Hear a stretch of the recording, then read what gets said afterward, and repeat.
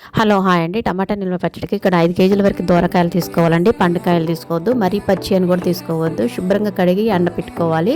అంటే తడి లేకుండా చూసుకోవాలండి. ఒక్కొక్క కాయ తీసుకొని ఈ విధంగా 4 భాగాలు కట్ చేసుకోవాలి. కొన్నేమో జార్లోకి ఎత్తాను, కొన్నేమో వెడల్పాటి గిన్నెలోకి తీసుకున్నానండి. అంతా కలిపేది కదండి. దాంట్లో కొంచెం పసుపు, దీంట్లో కొంచెం పసుపు, అంటే ఎస్టిమేషన్ అంటూ ఏమి ఉండదు, కొంచెం కొంచెం యాడ్ చేయండి.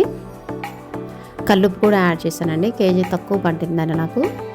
కల్లుప్పు వేసుకుని రెండిట్లలో వేసుకున్న తర్వాత మొత్తం ఒకసారి కలుపుకోవాలి. దాంట్లో ఉన్న ముక్కుకున్నటువంటి రసం అనేది మొత్తము దిగిపోతుంది అందులోకి. ఇలా రసము ఊరుతుందండి. బేషన్లో ఉన్న ముక్కలు కూడా జార్లోకి వేస్తామండి అన్నీ. ఈ విధంగా ఈ ముక్కల్ని 3 డేస్ వరకు ఉంచాలి, ఊరబెట్టాలి. 3 డేస్ తర్వాత ఇది చూడండి చక్కగా ఊరిపోయాయి. రసం చూడండి ఏ విధంగా వచ్చేసిందో. ముక్కలు చాలా వరకు మగ్గిపోయినట్టు వచ్చాయి కదండి. ఈ ముక్కలని కొంచెం కొంచెం తీసుకుంటూ పిండుకుంటా, వాటర్ రాకుండా, ఆ గుజ్జు అనేది రాకుండా పిండుకోవాలండి.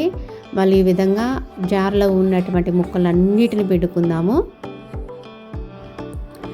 చూసారా అండి, ఒకసారి పిండాను మొత్తము.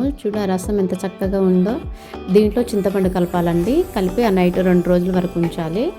ముక్కలు మళ్ళీ ఇంకోసారి రెండోసారి కూడా పిండుకోవాలండి. ఒకసారితో సరిపోదు, 2 సార్లు పిండుకొని క్లాత్ పైన వేసుకుందాము. గట్టిగా కొట్టుకుంటూ పిండుకోవాలండి. టమాటా పచ్చడికి నాటుకాయలు అయితేనే బాగుంటాయండి.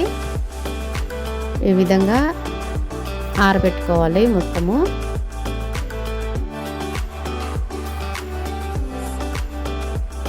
నాకు 2 డేస్ పట్టిందండి. ముక్కలు చక్కగా ఆరిపోయాయి చూడండి, ఎండిపోయాయి.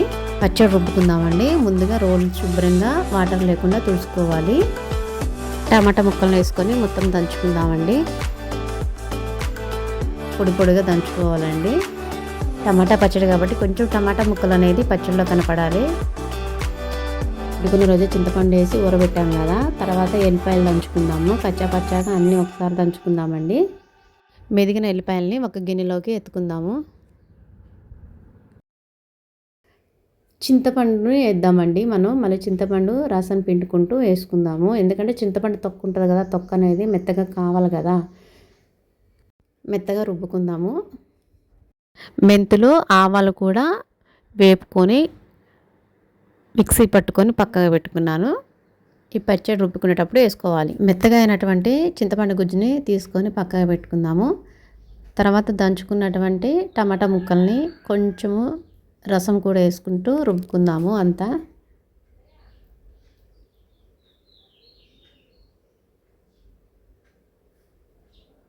కారం యాడ్ చేయాలి. కారం అంటూ అంటూ ఏముండదండి. మన టేస్ట్ తగ్గట్టు కారం కూడా యాడ్ చేసుకోవాలి. ఎల్లిపాయలను యాడ్ చేద్దాము. మెంతి పొడి, ఆవు పొడి కూడా కొంచెం యాడ్ చేసుకోవాలి. ఇవి మెత్తగా రుబ్బుకొని ఒక గిన్నెలోకి ఎత్తుకుందాము. ఈ పచ్చడికి తాలింపు ప్రిపేర్ చేసుకుందాము. స్టవ్ మీద కడాయి పెట్టుకొని ఆయిల్ హీట్ కాగానే తాలింపు గింజలు, జీలకర్ర, ఎండుమిర్చి, ఎల్లిపాయలు పచ్చాగా దంచుకోవాలి. కరివేపాకు యాడ్ చేసి కాస్తంత ఇంగువ యాడ్ చేయండి. చల్లారిన తర్వాత పచ్చడి వేసుకోండి. మొత్తం కలుపుకోవాలి. ఇది జార్లో అయితేనే ఎక్కువ రోజులు నిల్వ ఉంటుంది, ఎర్రగా కూడా ఉంటుంది. ప్లాస్టిక్ డబ్బాలో పెట్టొద్దండి.